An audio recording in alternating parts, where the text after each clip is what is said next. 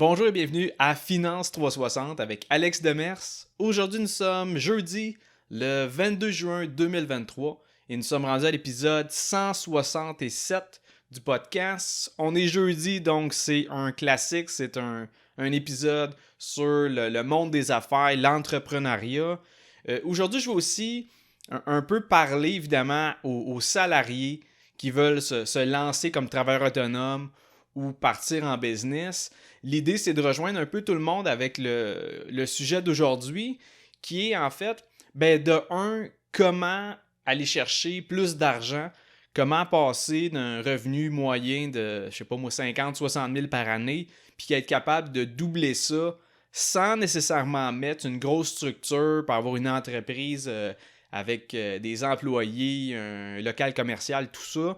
Je veux parler de cette avenue-là. Et aussi, par rapport à ça, je veux en fait éclaircir le côté chiffre d'affaires versus les bénéfices, donc le profit. On se focalise souvent sur le chiffre d'affaires. On parle de 3, 4, 5 millions de dollars par année. Évidemment, ça, c'est les ventes, c'est les revenus en haut, le top line.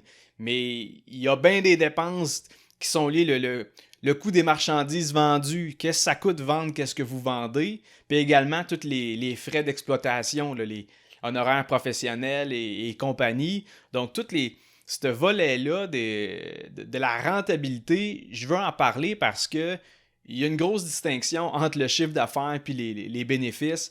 Parce que, tout dépendamment le secteur dans lequel vous opérez, l'industrie dans laquelle vous êtes, les marges bénéficiaires, ça varie beaucoup. Ça peut passer de 2-3% à 30% et plus. Fait que c'est sûr qu'il faut considérer la marge bénéficiaire dans l'équation parce qu'on parle de rentabilité. Le chiffre d'affaires, c'est une chose, les bénéfices, c'est une autre. Fait que je vais commencer tout de suite avec l'idée de faire plus d'argent, puis un peu mon processus personnel là-dedans, parce que quand j'étais jeune, tu sais, je voyais du monde qui faisait du gros cash, puis tu sais, je leur parlais, puis c'était pas des extraterrestres, là. Je me disais pas, ah, cette personne-là a fait du fric parce qu'elle est 10 fois plus intelligente que moi ou 10 fois plus travaillante que moi. C'était pas le cas. Bref, le point, c'est pas tant ça, c'est plus que si tu es présentement salarié, tu es un employé salarié, tu fais, je sais pas moi, 30$ de l'heure, ça te donne 55 000, 60 000 par année. Tu as des avantages sociaux aussi à considérer là-dedans, mais grosso modo, c'est ça ta paye. C'est la même chose aux 2 semaines, que la semaine que tu es engourdi puis tu es fatigué au travail versus la semaine que tu spins au bout puis que tu es vraiment performant. Ta paye aux 2 semaines, elle ne change pas. Ça, c'est un peu le défaut de la rémunération à l'heure. Ça fait en sorte que c'est pas que ça encourage la paresse, puis c'est pas non plus, je suis pas en train de dire que tous les salariés sont de même non plus, sauf que ça ne récompense pas la performance non plus. Fait que l'idée, c'est que si vous êtes prêt à travailler fort, si vous êtes prêt à vraiment vous donner, ben vous seriez mieux de changer pour un emploi ou un poste ou un travail autonome qui vous rémunère en fonction de vos résultats. Donc, plus vous êtes performant, plus vous êtes payé. Donc, à ce moment-là, oui, on met une croix sur la stabilité du revenu. On n'a pas les mêmes payes identiques à chaque 2 semaines, mais par contre, les semaines que vous allez travailler en malade mental, puis les semaines que vous allez mettre des heures, puis que vous allez vraiment vous dépasser, ben en théorie, ça devrait se refléter sur vos revenus. Donc, comment faire ça concrètement? Le plus simple, c'est de devenir un représentant à commission. Donc, en d'autres mots, un vendeur. C'est pas un mot que les gens aiment, mais reste que c'est ça la profession. C'est que tu trouves une compagnie, et ça peut être une compagnie dans n'importe quel domaine. Si une compagnie recherche un représentant, puis qu'elle paye ses représentants sous une forme de commission, tu sais, une commission, ça peut être 10% du montant de la vente. Fait que disons que vous vendez peu importe quoi, disons de l'équipement, puis que là, c'est une vente de 10 000 $, ben vous faites 1 000 $. Que ça t'ait pris 1 heure ou 3 heures closer le deal, c'est pas le temps qui est important, c'est le résultat. Est-ce qu'il y a une transaction qui est conclue? Si oui, c'est là que tu obtiens ta commission. Fait que ta rémunération, ta paye, ton revenu découle pas bon, là, j'ai travaillé de telle heure à telle heure lundi, de telle heure à telle heure mardi, puis que tu es capable de le faire sur une base d'honoraire à l'heure. Et là, ça peut devenir intéressant parce que ton revenu n'est plus attaché au nombre d'heures que tu travailles. Fait qu'à ce moment-là, si tu es capable d'aller chercher des clients, de bien faire tes suivis, d'être vraiment un bon closer, la compagnie qui t'engage, elle va être super excitée d'avoir trouvé son top vendeur. Elle va vouloir te récompenser, te donner des bonnies, te garder dans sa business. Puis de l'autre côté, comme je t'ai dit, plus tu closes, plus tu fais du fric. Fait que c'est sûr que ce domaine-là, dans le secteur de la vente, c'est une des meilleures façons d'améliorer sa situation financière sans devoir passer par un parcours universitaire puis devenir dentiste, avocat, médecin ou compagnie. Un vendeur peut facilement faire dans les 6 chiffres. Fait que, tu sais, quelqu'un qui est justement autour de 50-55 000, tu doubles littéralement ton revenu si tu es en mesure d'être un bon vendeur. C'est sûr, je dis pas que c'est donné à tout le monde. Je dis pas non plus que tout le monde est capable de faire ça. Par contre, si tu as des aptitudes là-dedans, si tu aimes ça, si tu es bon avec le public, le service à la clientèle, il y a des affaires plus payantes que justement le service à la clientèle rémunéré à l'heure. Si le monde t'aime, si le monde vient te voir toi, si tu es capable de rapidement établir un lien de confiance, moi je m'enlignerais vers la vente. Puis comme je te dis, je suis pas en train de vendre du rêve, mais je pense que c'est fort probable que tu réussisses à doubler ton revenu si tu es dans le revenu moyen au Québec là, qui est autour de 50 000 par année. Je pense que c'est une avenue super intéressante. Et comme je l'ai dit au départ, c'est pas quelque chose qui nécessite des infrastructures puis un gamble financier. Tu sais, le seul risque que tu prends, c'est que là, tu embarques là-dedans, puis comme je te dis, tu n'es pas payé à l'heure. Fait que même si tu passes 2-3 semaines, puis que le temps que tu te formes, puis que tu commences à pogner la twist, ben ces 3 semaines-là, tu n'es pas payé.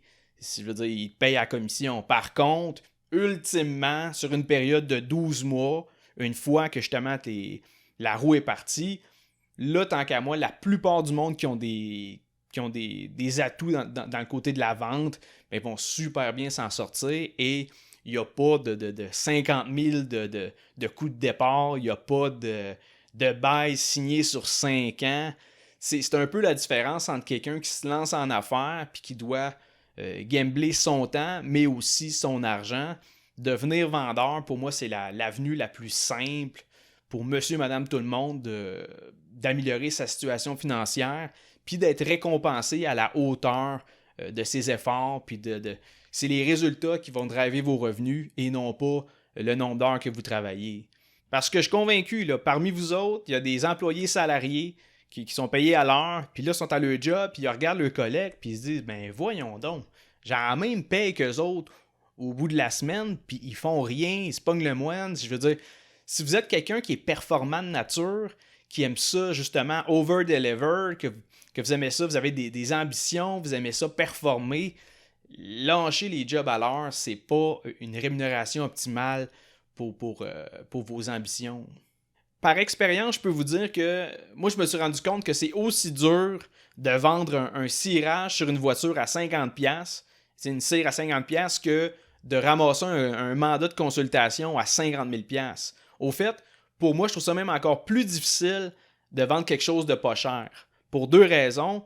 Un, quand c'est pas cher, ça donne l'impression que ça vaut pas cher. Et 2, le genre de personnes qui cherchent absolument des affaires cheap, des affaires pas chères, c'est souvent des magasineux, c'est souvent du monde qui recherche réellement le plus bas prix. Fait que tu fais mer et monde pour persuader ton client d'acheter ton produit à 50$. Sauf que là, dis-toi que pour faire un demi-million de dollars par année avec un produit à 50$, il faut que tu en vendes 10 000. Fait qu'imagine le volume de transactions que ça fait. Puis là, encore là, je parle juste de chiffre d'affaires. Là, on parle même pas encore de profit. Versus de l'autre bord, tu vends quelque chose à 10 000$ ou même à 50 000$. Et c'est pratiquement le même effort parce que faut quand même que tu répondes à des objections, faut que tu expliques la valeur de ton produit, etc. La seule différence, c'est que à la fin du processus de vente, tu ramasses du gros cash. Tu sais, avec un service à 50 000$, tu complètes 20 transactions par année, puis là, tu fais 1 million. 20 transactions en 12 mois, c'est pas mal plus facile à gérer que 20 000 transactions à 50$. Tu sais, 20 transactions, t'as pas besoin d'un logiciel de CRM ou d'un logiciel de gestion d'inventaire non plus. Et ça m'amène justement à vous parler de la question du chiffre d'affaires versus les bénéfices. C'est un sujet que je trouve important d'aborder parce que pour le monde qui sont pas en business, quand quelqu'un dit qu'il a fait 2 millions de chiffre d'affaires l'année passée, ça peut avoir l'air bien impressionnant, mais au final, c'est pas ça qui reste dans les poches. À titre d'exemple, je connais une couple de propriétaires de restaurants des Laurentides. C'est principalement des franchisés, là, dans le sens qu'ils ont acheté une franchise à une grosse bannière. Mais grosso modo, ce monde-là, au bout de l'année, en termes de profit, il ne reste pas grand-chose. Là. Tu sais, je donne un exemple. Quelqu'un qui fait 2 millions de chiffre d'affaires, ben, au bout de l'année, ce restaurant-là, il reste peut-être 100 000 $ de bénéfices. Et fait que tu n'as pas grand marge de manœuvre avant de tomber en perte. Là. Parce que 100 000 $ sur 2 millions, ça représente une marge bénéficiaire nette de 5%. Tu sais, dans l'industrie de la restauration, la plupart du monde, ça tourne pas mal autour de ça. Et ça, malheureusement, ça s'appelle tourner de l'argent. Parce que si pour faire 2 millions, ça t'en coûte 1 900 000, pour moi, c'est pas une business qui m'excite. Mais là, attention, il y a quand même un bémol, là, parce que dans les dépenses, il faut quand même considérer que le gars, il va se verser un salaire, puis il y a une coupe de dépenses payées par la compagnie. T'sais, par exemple, le gars peut se verser 80 000 $ par année, son char est payé par la business, il y a une coupe d'autres dépenses comme ça, puis au bout de l'année, il reste quand même un 100 000 $ de bénéfices. C'est pas mauvais non plus. C'est juste qu'à chaque année, il est à pas grand-chose de ne pas être profitable. C'est-à-dire qu'il y a un bris d'équipement, il y a des coûts d'emprunt qui augmentent, il y a une hausse du prix de son local commercial, il y a plus de pertes du côté des aliments de son inventaire, etc. Puis là, tout d'un coup, sa marge bénéficiaire, elle vient de dropper. Fait que toute une année de travail, de gestion de staff, puis de gestion de clients, de fournisseurs, puis au bout de la ligne, il reste des miettes. Fait que c'est sûr que pour moi, les restaurants puis l'industrie de la restauration, c'est pas un domaine qui m'attire. Je pense aussi que le monde qui sont là-dedans, il y a une question de passion plus que de rechercher la business la plus rentable. Et ce que je vais vous faire réaliser, c'est qu'au bout de la ligne, c'est pas tant le chiffre d'affaires puis les ventes qui sont importants, c'est la rentabilité de votre business, la rentabilité de vos opérations. Puis ça peut être beaucoup plus simple, puis qu'au final, vous vous retrouviez avec quand même plus d'argent dans les poches. Tu sais, je vais vous donner un exemple bien simple. On va y aller avec mon propre exemple. On va y aller avec la firme Traders 360. Et là, je vais vous donner des chiffres approximatifs. Là, je ne suis pas en train de vous partager mes états financiers. Mais disons que je génère autour de 500 000 $ par année, puis que j'ai pas de local, j'ai pas de staff, puis j'ai pas d'inventaire. Tu sais, mettons, les seules grosses dépenses, c'est la publicité, l'équipement informatique, je paye mon char avec ça, tous les honoraires professionnels, etc. Plus, évidemment, mon salaire que je me donne. Fait que pour illustrer ça un peu mieux, là, être plus concret, on dit un chiffre d'affaires de 500 000. Donc ça, c'est les ventes au bout de l'année avec le trading, les formations en ligne, services de consultation en entreprise, etc. Toutes les sources de revenus, tu les mets toutes en même place. Disons que ça donne un demi-million. Puis que je me verse 125 000 en salaire, puis il y a un autre 75 000 $ de dépenses. Des dépenses d'exploitation, ben là, 500 000 moins 200 000, ça donne 300 000. Puis 300 000 sur 500 000, ça donne une marge bénéficiaire de 60%. Puis tu sais, ce genre de marge bénéficiaire-là, tu n'auras pas ça dans 95% des compagnies. Encore là, je suis pas en train de dire que c'est parfait, là, parce que même si au bout de l'année, j'ai plus qu'un gars qui fait 4 fois mon chiffre d'affaires, ben il faut quand même considérer quelque chose dans l'équation, c'est que je suis tout seul. Tout dépend de moi, sinon il n'y a plus de revenus qui rentrent. Moi, demain matin, je décide de ne plus trader, je décide de ne plus faire de podcast, je décide de ne plus me présenter pour les mandats de consultation. C'est bien de valeur, mais les revenus vont arrêter de rentrer. Fait que je suis vraiment à la merci de mon temps puis de ma présence au travail, même si je travaille à mon compte. Mais reste que ma business, c'est moi. Fait que moi, si j'arrête, tout arrête. Il n'y a pas de valeur d'entreprise non plus. C'est-à-dire que oui, il y a du monde qui ont une marge bénéficiaire qui n'est pas très bonne, mais reste que s'ils ont un bâtiment qui leur appartient, s'ils ont une bannière, il y a quelque chose qui se passe, des employés qui travaillent, puis que tu mets un gérant sur place, tu ramasses ton enveloppe au bout du trimestre, au bout de l'année, ben ça vaut de quoi? Fait qu'il y a une valeur d'entreprise derrière ça. Tandis que de mon côté, je l'ai déjà dit dans un autre épisode, si je vends Traders 360, mais que je veux plus m'impliquer, puis que je déménage, puis que je suis plus dans le décor, il n'y a pas grand monde qui va acheter ça. Là. Ça vaut pas grand-chose. Encore là, on pourrait argumenter sur la valeur potentielle de l'audience du podcast ou le brand 360, mais grosso modo, c'est pas une business que tu peux revendre. Il n'y a pas de valeur d'entreprise qui est liée à ça, du fait que je suis l'unique opérateur de la compagnie. Bref, l'idée de tout ça, c'est que si vous comptez démarrer une entreprise ou vous avez un projet d'affaires en tête, assurez-vous de regarder tout ça avant. De vous assurer qu'il y a vraiment une rentabilité dans vos opérations. Puis si vous n'êtes pas en train de vous embarquer dans de quoi que c'est juste tourner de l'argent. Même principe pour le monde qui sont déjà en affaires. Là. Vous pouvez être un franchisé ou vous pouvez être opérer votre propre petite compagnie. Puis là, vous vous rendez compte que, bon, c'est parfait, j'ai augmenté mon chiffre d'affaires d'1 million par rapport à l'année passée, sauf que les dépenses ont été conséquentes. Là. Pour faire mon million de plus, ça m'a coûté 990 000. Ben là, ça n'a pas été nécessairement très rentable. Puis c'est venu en même temps complexifier l'ensemble de ta gestion. Là. C'est peut-être plus de staff, c'est peut-être plus d'équipement, grossis ton local, je ne sais pas. Là. Le point, c'est que c'est pas parce que ton chiffre d'affaires augmente que ta rentabilité va suivre en même temps. Des fois, la solution est vraiment simple. Tu as juste à simplifier ta business puis à te concentrer sur la bonne affaire, ce qui est vraiment le plus payant, puis éliminer le plus possible tout ce qui est autour de ça. Si c'est un service que tu fais puis qui n'est pas payant pour ta business, que tu payes du monde pour ça, ça prend de l'espace dans tes locaux, c'est peut-être mieux d'éliminer complètement ce volet-là puis de te concentrer sur le département qui est vraiment rentable. Être tout le temps à la recherche de nouveaux contrats puis de diversifier son offre puis des nouveaux produits puis des nouveaux services, c'est pas nécessairement la bonne chose à faire. Et peut-être que ça va se traduire par une augmentation de tes ventes, de ton chiffre d'affaires, ton top line. Mais comme je vous dis, il faut vraiment venir calculer les coûts afférents à ça, là, parce que ça peut venir en fait faire l'effet contraire au niveau de tes bénéfices, puis tu étais plus profitable dans le temps que tu te concentrais uniquement sur une chose que d'essayer de tout faire en même temps. Et c'est un peu le message que je voulais faire passer dans l'épisode d'aujourd'hui. Et d'un côté plus personnel, oui, je suis très satisfait de mes transactions de trading, mes formations, consultations d'entreprise, tout ça. Et comme je vous dis, c'est une très bonne marge bénéficiaire, mais je ne vous cacherai pas que j'ai encore l'idée de démarrer quelque chose d'autre, quelque chose que, va avoir une valeur d'entreprise.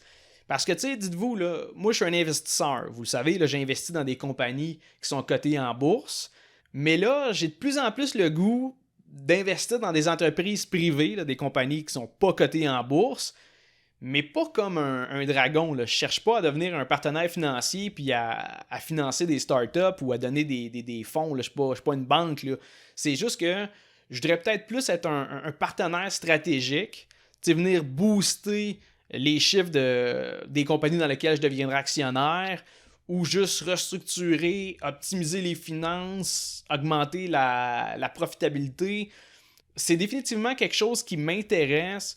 J'ai reçu déjà une couple d'offres de ce côté-là, et c'est pas parce que j'ai refusé que ça ne m'intéresse pas, c'est juste que présentement, j'ai pas encore la formule en tête, et je vais vous tenir au courant du développement, et je vais aussi justement documenter ce processus-là.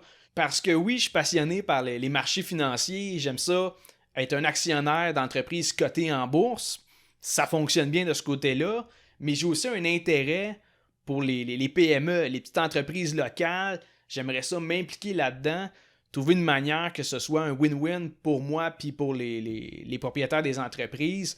Donc comme je vous dis, je vais me pencher là-dessus et je vous tiens au courant du développement de ce côté-là. Pour le moment, je vous remercie déjà de me donner votre attention, d'écouter le podcast, de justement me suivre comme ça à chaque semaine. Moi, ça m'encourage beaucoup à continuer le podcast. De votre côté, laissez un 5 étoiles sur Spotify, un avis ou un commentaire sur Apple Podcasts. Partagez-le. C'est sûr que ça aide à faire connaître le podcast. Encore une fois, je vous remercie pour votre écoute et on se revoit mardi prochain pour un autre épisode de Finance 360.